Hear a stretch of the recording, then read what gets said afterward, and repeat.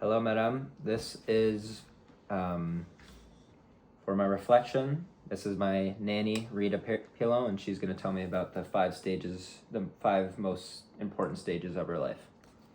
So, what would you like to say for stage one? Well, I guess I will start where I was born. I was born in Orangetown, Quebec on August 21st of 1947. My parents were Dora and Merle Barrington. My mother was a war bride who came to Canada after World War II. She met my dad while he was serving in Holland during the war. I lived in Orangetown most of my life. And I lived in the home that my father built when he returned from the war. So, what did your mom do during the war?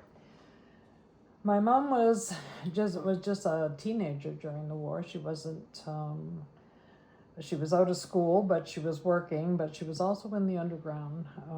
She worked tirelessly to protect a lot of the Jewish families that were in Holland at the time. In fact, the family even hid some of the Jewish families before they could get them to the underground to get them out of Holland. What did your dad do after World War One? Two. Two. My dad was an accountant, and he sold life insurance, sold insurance, and until he was later on in life, he got involved in politics, and he was involved, he was a federal member of parliament for a few years. Now for your second stage of life. That would be my childhood. I lived in Orangetown during my childhood and attended school there. I was 4 years old when my brother was born. Orangetown is a very small town, and life was really easy for us. We could play out and not have to worry about anything. Came home when the street lights came on, and in the summer we had a cottage in St. Anisette, which my father had built, and we lived there pretty near all summer. How was the cottage? Do you have any interesting stories you'd like to tell? Yeah, the cottage was a great place. I loved being there, mostly because as I got older and my dad was a federal member of parliament, this was the time that we had more family time because of him being around then. Going fishing, being out in the boat.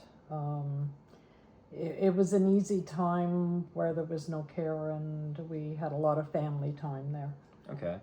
So you said your dad built your home and the cottage. Correct. Where did he learn all this construction? My grandfather owned a lumber business in Orangetown, and it was a hands-on. All the family were involved in it at one stage or another. But that's where he learned how to do it. What about the third stage of your life? That was my teenage years. That was when my father became a member of parliament, and it brought a lot of changes to a family life. Being from a small town, everybody knew everybody, and everybody was watching what you did. So my life as a teenager at that time, I had a curfew, had to be in, couldn't do certain things because people were watching and people were talking. When I was 18, my dad passed away from a massive heart attack a week before Christmas. That was a big change in my life. That turned my world upside down at that point. How did your father's death affect you? I had to grow up being in a small town, and back in my days, we didn't grow up as quickly as teenagers do now. I had to take on a lot of responsibilities. I had a younger brother. My mom hadn't worked outside the home. She helped my dad with her insurance, but she had to go back to work. And she took over his job at that time. I had to grow up really fast. My mom became very protective and was always checking on where I was and what I was doing. So that made it hard. I never really had time to grieve my father's death until months later, and that took a toll. What major lesson or realization might this stage represent to you? Life is short. Enjoy every minute of it. Don't take things for granted.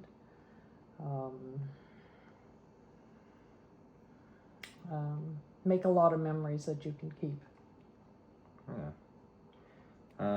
Now for your fourth stage of life? Adulthood. Oh boy. After my dad died, I've always wanted to be a nurse. I went to nursing school. I graduated from nursing school and moved to Toronto. At that time, I was dating your grandfather. We were married in 1970, and I had 3 boys. Jeff was born in 72, and shortly, he was about a year old, we moved to Maxwell. Your dad and your uncle, Jared, were born when we lived in Maxwell. After Jared was born, I became a stay-at-home mom, and we moved to Cornwall in 1980, and I stayed at home and raised the kids. In 81, I broke my back tobogganing. It was a few weeks before I was going back for a nurse's refresh. That was the end of my nursing career.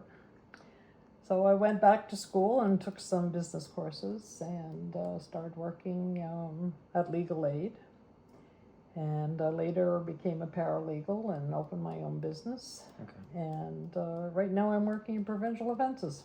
Yeah. So it was a lot of changes during that time, but it was good times too.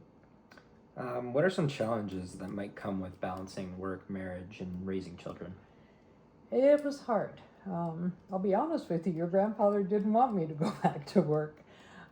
He wanted me to stay at home. But the boys were getting older and I needed something just for me. So it was a challenge because they were used to me being at home, and they had to take on a little more responsibilities. And but it had bonus for them too, because with only being one parent working, the finances were different, and once I started working, then things got a little bit better for them too. So it was a win-win all the way around. Now for your final stage. Okay. Retirement age. I'm past retirement age, but I'm still working. I enjoy working. I enjoy my job, but I see retirement coming soon. As I look back, I don't think I would change much, maybe some things, but I've been lucky. I've been blessed with good health. I've got a wonderful family who's always there for me when I need them. And but in retirement, I hope to do some more traveling and spend time with family and friends. But it's a big decision to make, but it's coming. How does reflecting on your past help you appreciate your present? I suppose when I look back, it's a lot of sacrifices I made, staying at home, giving up my... when I broke my back, I had to give up my career of nursing and start all over again. I've started over a few times in my life, but I've been lucky. I've had good health. I've always had good support from family, and I think it's a lot of life has challenges, but you have to meet them head on. And I don't think I would change anything. Okay. Well, that was my last question. Thank you very much for helping with my presentation. You're welcome. Give you a big hug. I'm gonna get out of my chair. Let me get off. Thank you very much. You're welcome.